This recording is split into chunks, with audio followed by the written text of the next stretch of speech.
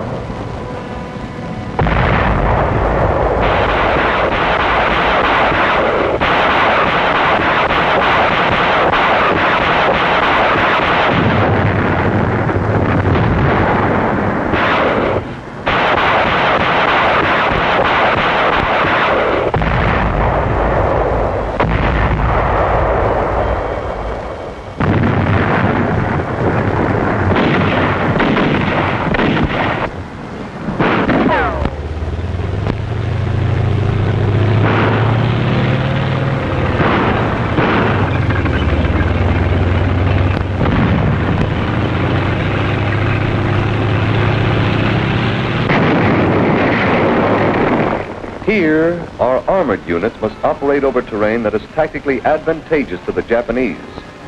Volcanic outcroppings and coral knobs enable the enemy to withdraw from one fortified ridge to another.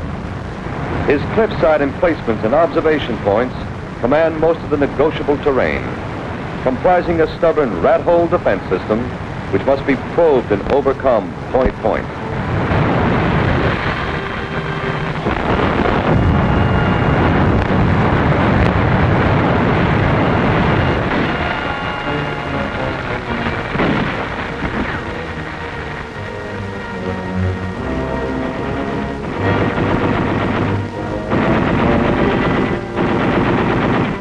Artillery delivers heavy fire on the central strong point of the enemy's defense line, the garrison village of Shuri, which is too heavily fortified for frontal assault.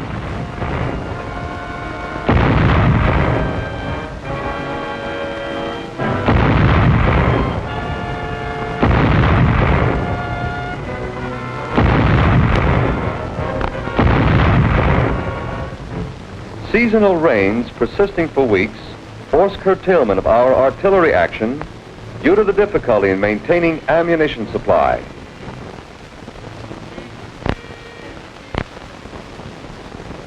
Virtually all vehicular transport is bogged down by roads that are 2 to 3 feet deep in mud.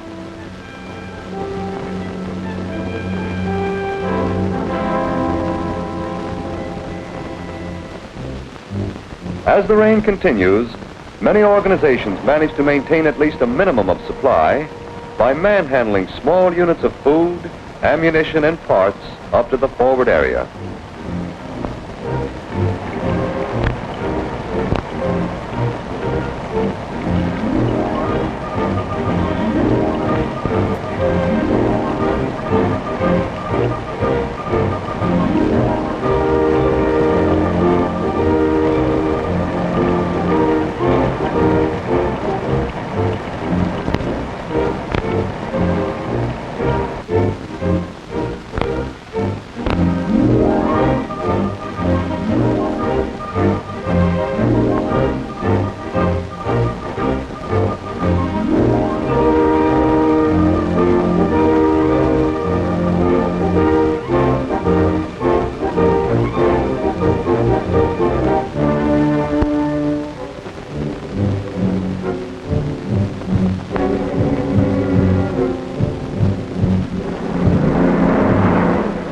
Mud and rain have slowed but not halted our operations.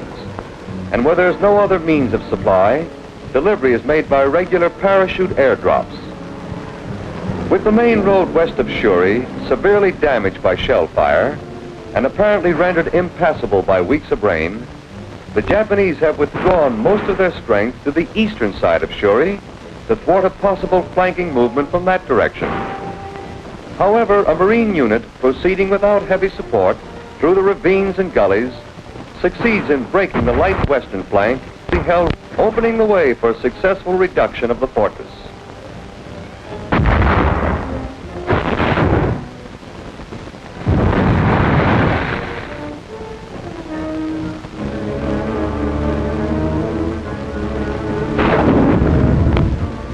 strongest above-ground fortification on Okinawa was Shuri Castle. This medieval structure, with walls more than 5 feet thick, withstood over 25 direct hits from our naval gunfire. The citadel was the keystone of the Shuri defense area, 120 acres of village and barracks installations which were totally the sea and airport city of Naha. What was soon to develop into a drawn-out siege opens with intense bombardment of the approaches to the city.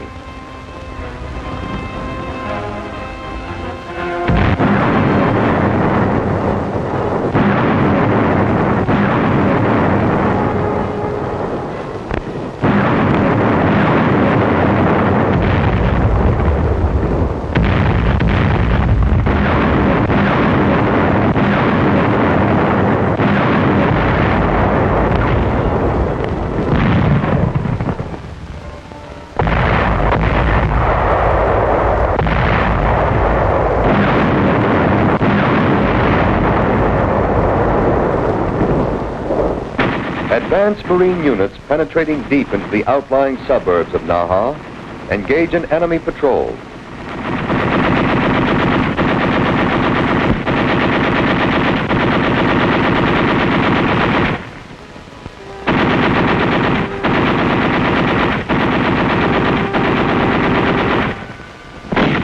As Japanese resistance withdraws within the city proper, our troops advance to secure positions within the suburbs and on the outskirts of the capital.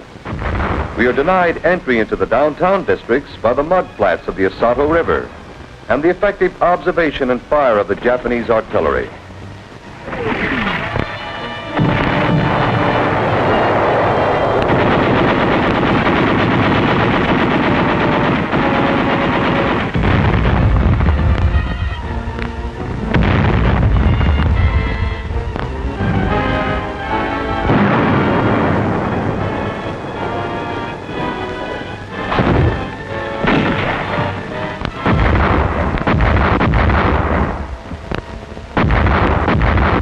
Carrier and Okinawa-based aircraft aid in support of the ground action.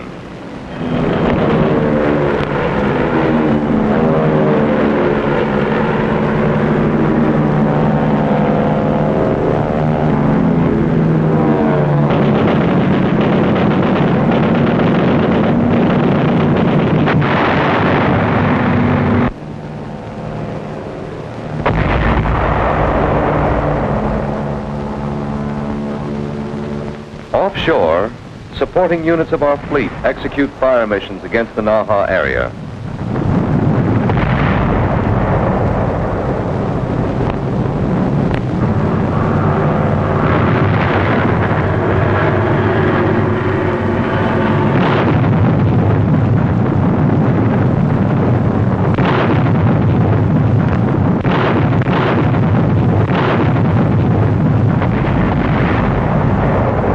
The intensive sea and air bombardment delivered against Japanese OP and battery positions, as well as troop concentrations, aids in making untenable the high ground commanding Naha, from which the enemy is directing his defense of the city.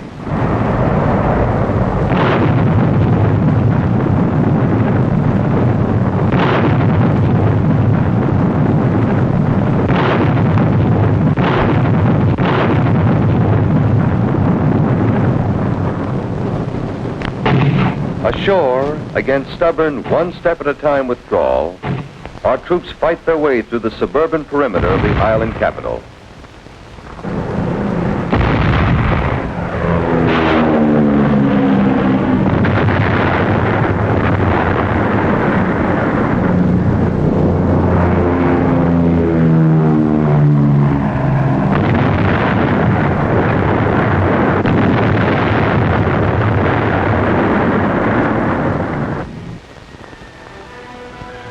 With the elimination of Japanese observation points, the mud flats of the Asato River, the only other barrier, are bridged, and our advance units enter the downtown area of Naha.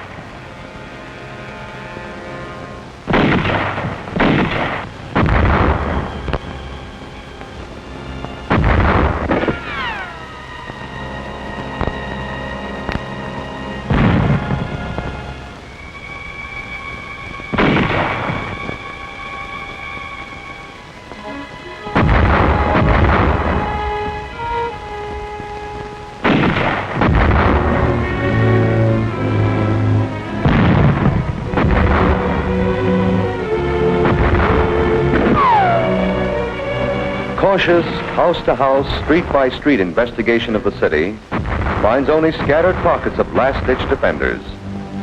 They are troublesome, but relatively ineffectual remnants of the garrison that had successfully stopped our advance for more than a month.